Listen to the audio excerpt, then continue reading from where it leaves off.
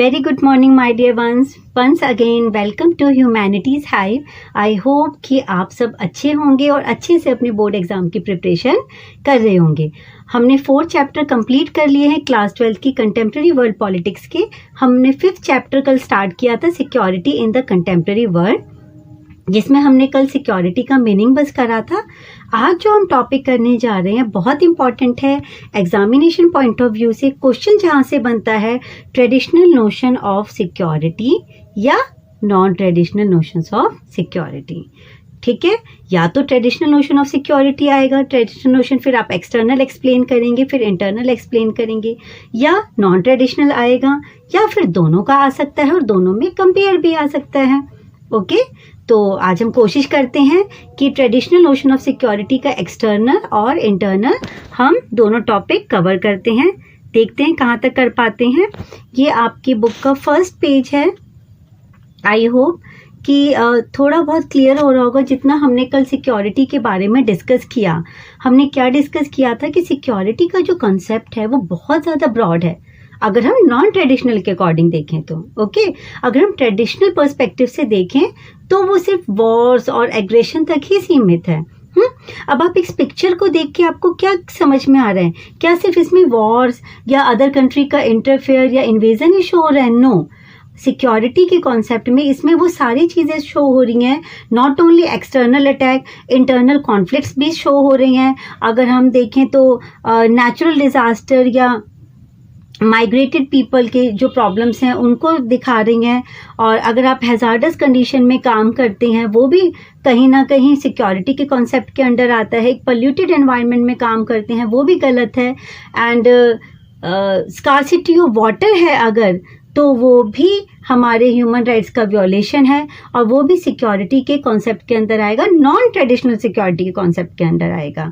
Okay environmental degradation है या एक पोल्यूटेड एनवायरनमेंट में रह रहे हैं, लैंड स्लाइडिंग हो रही है जहाँ पे हमारी लाइफ सिक्योर नहीं है. तो ये सारे इश्यूज क्या हैं? ये सारे इश्यूज किसके अंडर आएंगे? सिक्योरिटी के अंडर आएंगे. और उसको हमने डिवाइड कर दिया ट्रेडिशनल और नॉन ट्रेडिशनल में. डन. चलो, लेकिन आज हम सिर्फ क्या करने जा रहे हैं? आज हम सिर्फ ट्रेडिशनल डिस्कस करेंगे. ओके चलो स्टार्ट करते हैं. Traditional notion of security defence against external attack.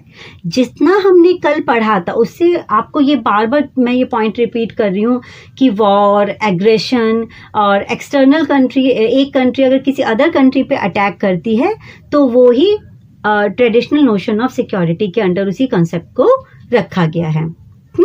Most of the time when we read and hear about security, we are talking about traditional notion of security, conception of security. In the traditional conception of security, the greatest danger to a country is from military threats. Other country का से military attack अगर होता है तो वो हम traditional के under रखेंगे. ये पॉइंट तो लर्न हो गया होगा. Military action and dangers the core values of sovereignty, independence and territorial integrity. अगर किसी कंट्री पे कोई अदर कंट्री मिलिट्री एक्शन लेती है, ओके या अटैक करती है, तो सामने वाली कंट्री की सॉवरेनिटी, उसकी इंडिपेंडेंस, उसकी टेरिटोरियल इंटीग्रिटी पे को अफेक्ट करती है, उसकी कोर वैल्यूज को अफेक्ट करती है. Military action also endangers the life of ordinary citizens. It is unlikely that in a war only soldiers will be hurt और killed. Quite often ordinary man and women are made targets of war. बिल्कुल सही बात है. जब भी war होती है किसी दो कंट्रीज के बीच में, ऐसा तो नहीं कि इसमें सिर्फ हमारे सोल्जर्स ही मारे जाते हैं. उसमें कॉमन पीपल, हमारे जैसे आम इंसान भी टारगेट किए जाते हैं कि जो दुश्मन देश है नॉट ओनली इकोनॉमिकली या मिलिट्री से उन्हें वीक करना, बल्कि उनकी आम जनता को टारगेट करके और उस कंट्री को पूरी तरीके से स्पॉइल करना, इमोशनली उनको वीक करना, कमज़ोर करना दुश्मन देश को. ओके यहाँ पे हमने क्या डिस्कस किया कि ट्रेडिशनल नोशन ऑफ सिक्योरिटी के अंडर हम मिलिट्री एक्शन, अटैक, वॉर, इन सारे इश्यूज को रखते हैं. Clear? The choices a state has in the event of war और थ्रेट ऑफ वॉर. ठीक है, अटैक हो गया, वॉर स्टार्ट हो गई. अब हमारे सामने क्या ऑप्शन है? अगर हम पे किसी कंट्री ने अटैक कर दिया, या किसी कंट्री का मिलिट्री ने हमारी कंट्री में इन्वेजन कर दिया, तो हम क्या रिस्पॉन्स करेंगे? उस वेरी वेरी इंपॉर्टेंट ये 3 पॉइंट्स आप बिल्कुल माइंड में बैठा लेंगे। हमारे सामने 3 ऑप्शन होते हैं ऐसे में। First, to surrender. Second, becoming involve in war. Third, taking action in order to protect itself against danger. One by one मैं ये एक्सप्लेन करूंगी आपको। टू सरेंडर, ये तो आपको पॉइंट हेडिंग से ही क्लियर हो रहा है, that is to accept that she has been beaten often by signing a surrender document. या तो मैं अपनी हार को एक्सेप्ट कर लूँ, मुझे पता है सामने वाली कंट्री से वॉर में इन्वॉल्व होने से कोई फ़ायदा नहीं है, ये बेटर होगा जो भी टर्म्स एंड कंडीशन है या और जो डॉक्यूमेंट है सरेंडर का उस पर साइन कर दो। ठीक है, पहला ऑप्शन तो यह है कि ठीक है हमने पूरी तरीके से सरेंडर कर दिया। Second, becoming involve in war and then allowing her devastation to such an extent that the enemy is left with no spoils of war. ठीक है, हम हो गए, हमने वॉर में इन्वॉल्व हो गए हम पूरी तरह, और सामने वाला जो दुश्मन देश है उसको हम इतना ज़्यादा बर्बाद करेंगे कि उसके पास आने वाले टाइम में वॉर करने के लिए, हमसे वॉर करने के लिए कुछ बचेगा ही नहीं। इट मीन्स उसकी मिलिट्री पावर, उसको इकोनॉमिकली सोशली इतना ज़्यादा वीक कर दो कि वो खुद ही या तो मैदान छोड़ के भाग जाएगा। मतलब हम तो बर्बाद होंगे ही होंगे, तुम्हें भी करेंगे, तुम्हें भी नहीं छोड़ेंगे। क्लियर? तो becoming involve in war and then allowing her devastation, उनका इतना ज़्यादा डिवास्टेशन करेंगे to such an extent that the enemy is left with no spoils of war. Third, taking action in order to protect itself against danger.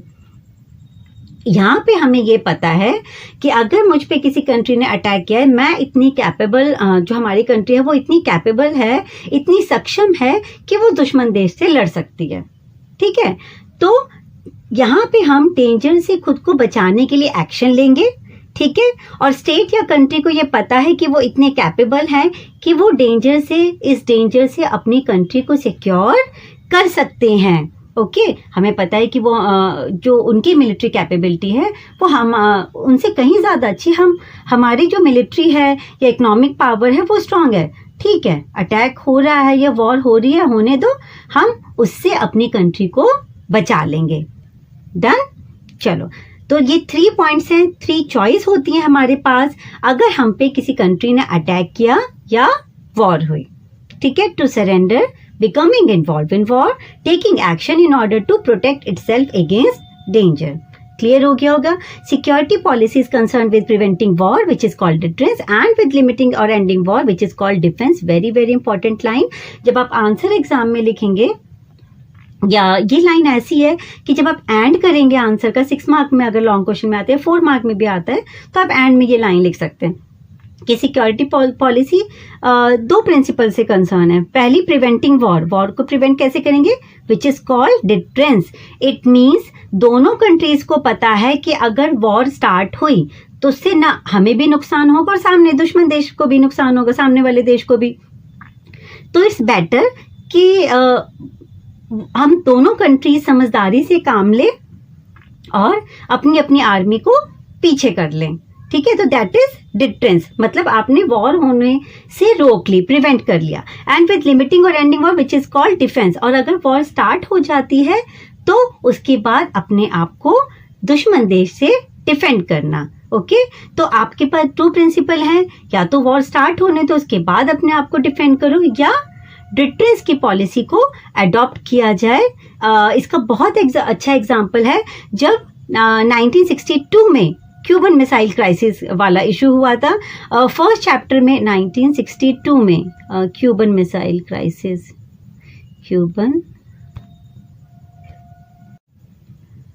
1962 में Cuban missile crisis हुआ था, और उसमें क्या किया था, यूएसए ने डिटरेंस की पॉलिसी को अडॉप्ट किया था, क्योंकि उन्हें पता था कि वॉर होगी तो इससे किसी को भी फायदा नहीं होने वाला, दोनों कंट्रीज को ही नुकसान होगा। तो यूएसए से आपके कैनेडी और यूएसएसआर से निकिता क्रुश्चेव ने कौन सी पॉलिसी को अडॉप्ट किया, डिटरेंस की पॉलिसी को अडॉप्ट किया, और वॉर होने से मतलब बिल्कुल पीक पॉइंट पे पहुंच गए थे, ऐसा लग रहा था कि बस वॉर अब हो जाएगी, बट वो होने से रोक दी। आई होप कि डिटरेंस वर्ड आपको क्लियर हो गया होगा। चलो आगे बढ़ते हैं। Components of traditional security policy, traditional modes of protection against threat of to security.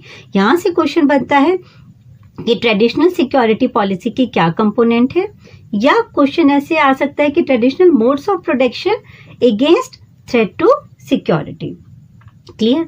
अगर हम ट्रेडिशनल नोशन की बात करें तो अगर वॉर अटैक से अपने आप को सिक्योर करने के लिए क्या क्या कंपोनेंट्स थे? First is balance of power, second alliances, उसके बाद थर्ड आपकी सिक्योरिटी पॉलिसी जिसमें आप डिफरेंस और डिफेंस, ओके, और फिर आपके यूनाइटेड नेशन जैसी ऑर्गेनाइजेशन या कोई भी ऐसी सेंट्रल अथॉरिटी जो वॉर होने से रोक सके। ओके, चलो। First, balance of power, the traditional relation among nation state are often explained in terms of balance of power. ये कंट्री ए है और ये कंट्री बी है, इनकी इकोनॉमिकली बिल्कुल इक्वल है, मिलिट्री पावर देखा जाए तो बिल्कुल इक्वल है, सोशली बिल्कुल इक्वल है, अगर टेक्नोलॉजी में देखें तो दोनों कंट्रीज बराबर हैं, बट तो ऐसे में ये क्या है, एक बैलेंस ऑफ पावर बना हुआ है। किसी कंट्री को फियर नहीं है कि हाँ ये हम पे अटैक करेगा या हम इस पे अटैक करेंगे, क्योंकि वॉर होने के चांसेस या अटैक होने के चांसेस तब होते हैं जब एक कंट्री ज़्यादा पावरफुल है और एक कंट्री वीक है, या ये बहुत बड़ी कंट्री है इकोनॉमिकली, मिलिट्री में बहुत ज़्यादा पावरफुल है, और एक बहुत छोटा सा देश है जो इकोनॉमिकली मिलिट्री में बहुत वीक है। तो कहीं ना कहीं जो पावरफुल कंट्री है वो इस वीक कंट्री को डोमिनेंस करने की कोशिश करेगी, इन्फ्लुएंस करने की कोशिश करेगी। तो वो बैलेंस ऑफ पावर को मेंटेन रखना भी एक बहुत इंपॉर्टेंट रोल प्ले करता है जो वॉर होने से रोकता है। It rest on the idea that peace is more likely where two groups of nations are of equal military and political power. ठीक है, दोनों की इक्वल मिलिट्री पावर है, इक्वल पॉलिटिकल पावर है, तो वॉर होने के चांसेस बिल्कुल नहीं है, पीस मेंटेन रहेगी। Governments are therefore very sensitive to the balance of power between their country and other countries. A good part of maintaining a balance of power is to build up one's military power, economic and technological power are also important since they are the basis for military power। और balance of power तभी maintain रहेगा जब military power, economic power, technology में countries की जो capability है वो balance रहेगी, इक्वल रहेगी। ओके, तो balance of power is the first component of traditional security policy. I hope balance of power वाला कॉन्सेप्ट क्लियर हो गया होगा। वेरी इंपॉर्टेंट टॉपिक, बहुत बहुत ध्यान से पढ़ेंगे, 5 स्टार क्वेश्चन समझो। ओके, चलो। अलायंसेस, उसके बाद अलायंस बार बार हम काफ़ी सारे चैप्टर्स में डिस्कस कर चुके हैं। सेकेंड चैप्टर में 1949 आपका नाटो है, या आपका 55 में उसके रिप्लाई में फिर वार्सा पैक्ट हुआ था, वार्सा पैक्ट हुआ था आपका 1955 में, लेड बाय यूएसएसआर एंड आपका नाटो लेड बाय यूएसए। ये क्या है, मैं क्यों बता रही हूँ कि हमारा जो पॉइंट है दैट इज अलायंसेज। एक कंट्री ये ए है और एक कंट्री बी है, और इसके पास पर छोटी छोटी छोटी छोटी छोटी बहुत सारी कंट्रीज है। यहाँ पे भी बहुत सारे देश हैं, लेकिन पावरफुल ये ए और बी है। ओके, मेन जो वॉर वाली सिचुएशन है ना वो ए और बी में है, और अगर वॉर होगी तो आसपास के छोटे देशों पे भी उसका इफेक्ट पड़ेगा, उनको फियर है कि हम पे भी अटैक होगा। तो ऐसे में क्या करते हैं, वो जो स्मॉलर कंट्रीज हैं वो ए कंट्री के साथ या बी कंट्री के साथ अलायंस कर लेती हैं। यही देखो, यही हुआ नाटो और वार्सा में after the second world war. क्योंकि दोनों सुपर पावर उभर के आई और दोनों कहीं ना कहीं अपनी आइडियोलॉजी को, चाहे वो कम्युनिज्म की हो चाहे वो कैपिटलिज्म की हो, स्प्रेड करना चाह रही थी अपनी नेबरिंग कंट्रीज में, और एक दूसरे के इन्फ्लुएंस को कंट्रोल में करना चाह रही थी। तो इसके लिए उन्होंने नाटो एक अलायंस साइन किया 1949 में, लेड बाय यूएसए, और उसी के जवाब में फिर 1955 में यूएसएसआर ने वार्सा पैक्ट किया ईस्टर्न यूरोप कंट्रीज के साथ, और उन्होंने नाटो किया वेस्टर्न यूरोपियन कंट्रीज के साथ। तो ये भी क्या है, ये भी ट्रेडिशनल कंपोनेंट है सिक्योरिटी का, अलायंसेस। Got it? चलो देखते हैं क्या लिखा है। Cold war rivalry between the United States and the Soviet Union involved security arrangement called alliances. Alliances समझ में आ गया. An alliance is a coalition of states that coordinate their action to deter or defend against military attack. अगर in case 1 और 2 mark में अगर definition आ भी जाती है alliance की तो आप लिख सकते हो. क्या है? A coalition of state that coordinate. क्या करिए? सारे countries आपस में coordinate कर रही है ना, to their action to deter or defend against military action. अगर हम पे military attack वगैरह होता है तो जो हमारी मेंबर कंट्रीज हैं या जो अलायंस हमने जिनके साथ किया है वो हमें सिक्योर करेंगी. Alliances are based on national interest and can change when national interest change. और अलायंस हमेशा नेशनल इंटरेस्ट को ध्यान में रख के ही किए जाते हैं. बट हाँ, टाइम के साथ ये बदल भी सकते हैं. मुझे पता है कि मैं अभी यूएसए के साथ अलायंस करूंगी तो मेरा ज़्यादा प्रॉफिट है. ओके और मुझे पता थोड़े टाइम बाद मुझे ऐसा लगता है कि ना यूएसए के साथ अलायंस करके मेरे को कोई प्रॉफिट नहीं हो रहा या मेरा कुछ नुकसान हो रहा है, तो मेरा इंटरेस्ट तो यूएसएसआर के साथ अलायंस करके है, तो मैं उसके साथ चली जाऊंगी, उनके साथ अलायंस में साइन कर लूंगी. Got it? ये बहुत छोटी सी लाइन है लेकिन बहुत इंपॉर्टेंट है कि अलायंस जो है वो नेशनल इंटरेस्ट पे बेस्ड है, but they can change when national interest change. Time के साथ अगर हमारा जो नेशनल इंटरेस्ट चेंज होता है तो हमारे जो इसके साथ अलायंस है वो भी तो बदल सकते हैं. आई होप कि क्लियर हो गया होगा. तो balance of power, alliance clear हो गया. अलायंस को थोड़ा सा और एक्सप्लेन में करते हैं. देखो नाटो और वॉर्सा मैंने अभी आपको क्लियर कर दिया. आगे बढ़ो. National interest guide the formation of alliances. After Soviet Union invasion of Afghanistan in 1979, the United States expressed solidarity with Afghan. ये आपको पता है कि कोल्ड वॉर के बाद जब सोवियत यूनियन ने अफगानिस्तान में इन्वेजन किया था तो उसके अगर उस टाइम देखा जाए तो यूएसए जो था वो किसके साथ था? पूरी तरीके से अफगान के सपोर्ट में था. ठीक है, इवन वहाँ के जो इस्लामिक मिलिटेंट थे उसामा बिन, उनको भी सपोर्ट पूरी तरीके से कर रहा था. बट 11 सितंबर 2001 में जो अटैक हुआ वर्ल्ड ट्रेड सेंटर पे, तब क्या हुआ? यूनाइटेड नेशन की जो कहते हैं ना, जो अभी हमने पढ़ा कि नेशनल इंटरेस्ट समय के साथ बदल जाते, वही हुआ. वही यूनाइटेड स्टेट जो अफगानिस्तान को सपोर्ट कर रहा था 1979 में, उसी यूनाइटेड स्टेट ने कसम खाई कि she would root out the Taliban government and the al Qaeda leadership in Afghanistan. Clear? समझ में आया कि समय के साथ अलायंसेस नेशनल इंटरेस्ट बदलते हैं. और इसका बहुत अच्छा एग्जाम्पल है ये कि किस तरीके से यूनाइटेड स्टेट ने फिर अफगानिस्तान से तालिबान और अलकायदा को ख़त्म किया और वहाँ पर एक डेमोक्रेटिक गवर्नमेंट स्टैब्लिश करी, और उसके लिए कितने लॉन्ग टाइम तक यूएसए की जो आर्मी थी वहाँ पे तैनात रही. 2 पॉइंट क्लियर हो गए. आई होप लर्न हो गए होंगे. तो कंपोनेंट्स हमने सिक्योरिटी, ट्रेडिशनल सिक्योरिटी पॉलिसी की कर रही हैं, जिसमें बैलेंस ऑफ पावर और अलायंस 2 पॉइंट हम डिस्कस कर चुके हैं. आई होप के साथ लर्न भी हो गए होंगे. बहुत ईजी है. उसके बाद security policy is concern with preventing war which is called deterrence and with limiting और ending war which is called defence. ये हम अभी मैंने डिटरेंस और डिफेंस का पॉइंट आपको ऊपर क्लियर किया है. And in the traditional view of security then most threats to a country security come from outside its border. ये तो हम स्टार्टिंग से ही डिस्कस कर रहे हैं कि अगर हम ट्रेडिशनल नोशन ऑफ सिक्योरिटी की बात करें तो हम आउटसाइड से जो अटैक हम पे होंगे वो कंसेप्ट रखा गया है उसके under. In world politics there is no acknowledge central authority that stand above everyone else. और अगर हम फर्स्ट वर्ल्ड वॉर से पहले की बात करें तो ऐसी कोई सेंट्रल अथॉरिटी नहीं थी.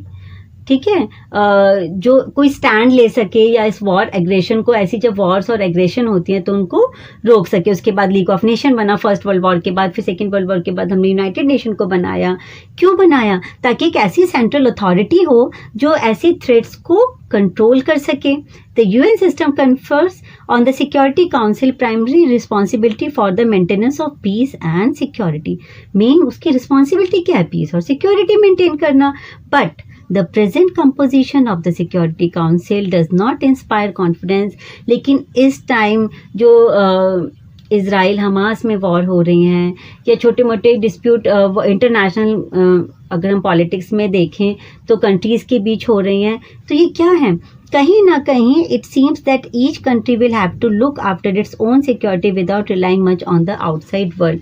हमें बिना किसी अदर कंट्री पे ध्यान दिए या सेंट्रल अथॉरिटी पे ही पूरी तरह निर्भर नहीं रहना, बल्कि अपने देश की सिक्योरिटी के लिए हम खुद रिस्पॉन्सिबल है और उसके लिए हमें खुद ही स्टैंड लेना पड़ेगा।